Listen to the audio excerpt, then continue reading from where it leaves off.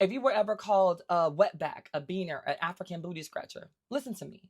Because they're going to keep telling you that these cases are about procedure, just about policy or paperwork or technicalities. Meanwhile, every technicality somehow keeps expanding power for the people who are already in control of the system. The Supreme Court siding with Trump over restrictions on immigration judges speaking publicly is not just some random legal story for policy nerds. It matters because immigration judges are some of the only people who actually see what happens inside the machine up close every single day. They see the asylum cases, the family separations, the detention conditions, the rushed hearings, the impossible standards people are expected to survive under just to prove that they deserve humanity. And now we are watching a government argue that those same judges should have limited ability to speak publicly without permission first. Bitches, you cool? But that should concern everybody. It should make all of us think twice. Because whenever power starts deciding who can speak, how they can speak, when they can speak, where they can speak, y'all get the point. Especially inside of a system that's already been accused of abuse, corruption, discrimination. History says, pay attention, bitch.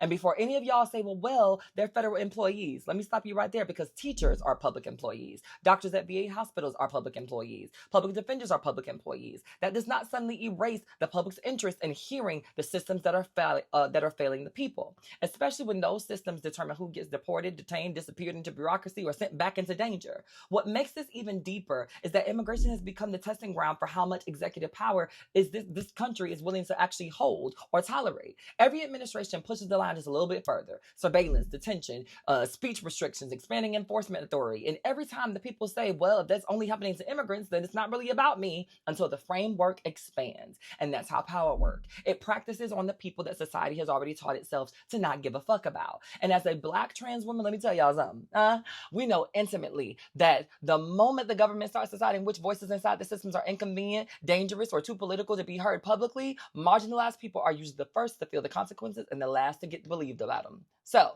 because silence protects institutions far more than it protects people, you got to wonder why they want to keep people silent. And if the system is healthy, transparent, and fair, then why are people inside of it being discouraged from speaking freely about it in the first place? And that's the part that I want to keep coming back to.